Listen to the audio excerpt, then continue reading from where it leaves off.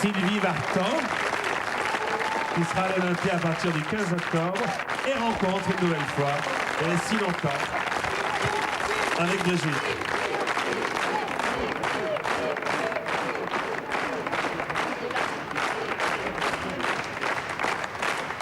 Ça vous fait plaisir, hein? Là, ça me fait plaisir de te revoir, Là, Brigitte. c'est vraiment mon plus beau cadeau d'anniversaire. Hein. Il y a combien de temps que vous ne nous étiez pas rencontrés toutes les deux, ça fait un moment. Ça fait très longtemps. Oh, on va pas te dire combien de temps. Ça fait longtemps, c'est vrai, parce que moi j'attendais mon fils.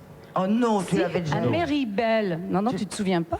Tu penses, toi, à Rome? Il est né en quelle année, ton fils? 66. C'était en 65, en fait. Mais on s'est revus depuis, hein? Voilà. À Rome. On s'est revus un petit peu, mais pas souvent. Mais par contre, dans le livre, Sylvie est témoin d'une scène extraordinaire d'un jeu qui s'appelle Les Ambassadeurs. Oui, alors... Mais ça, c'était à Méribel. Oui.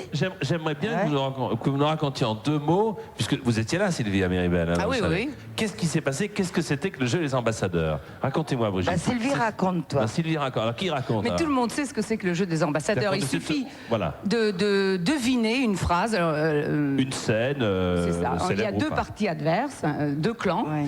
Et alors, on doit mimer à son propre clan un petit papier que l'on a tiré dans le clan adverse et qui vous fait mimer soit un film, soit je ne sais plus ce que c'était, un film certainement. Et là, donc je vois ce que vous voulez dire. Le président Giscard d'Estaing, c'est bien ça dont vous parlez, ma chère Brigitte.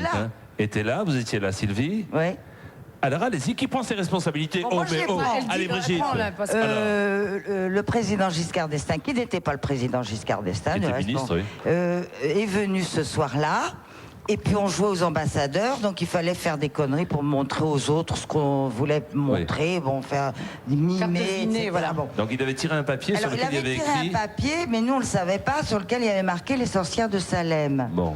Et donc tu te souviens? Oui, ça y est, les sorcières de Salem. Alors il est parti dans la cuisine où il y avait Madame René, ma bonne, qui était en train de passer la serpillière. Il a pris la serpillière, le balai. Il est arrivé avec la serpillière sur la tête et le balai entre les jambes en faisant ouh. Et alors on s'est dit, bon bah ça doit être que les sorcières de Salem, on a gagné. Dites-moi Brigitte, pourquoi vous ne l'avez pas dit tout à l'heure quand il était là? Parce que j'ai peur qu'il me fasse interdire le livre. Ah oui, non mais attendez.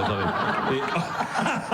Entre nous, quand on voit ce que vous dites dans le livre, moi je serais à la place de Grasset, votre éditeur, je commencerais à être inquiet parce que vous dites beaucoup de choses. Mais de cela on reparlera tout à l'heure. Grasset est formidable parce qu'il a pris le risque. Oui, c'est vrai. Bon, il a pris le risque d'avoir des problèmes.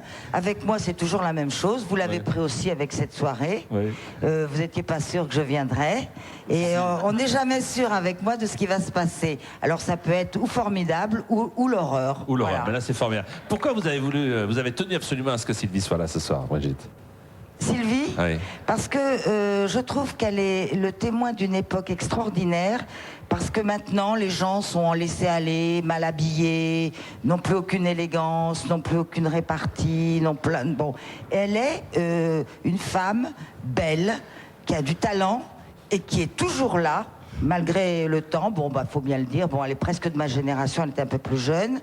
Mais toujours élégante, toujours somptueuse, toujours belle. Oh là là là. Et non, mais moi c'est très important. Moi j'ai un sens de l'esthétisme et de la dignité qui est très important. Et Sylvie représente ça pour moi. Et si vous voulez, ensemble, nous irons l'applaudir à l'Olympia du 15 octobre jusqu'au 3 novembre.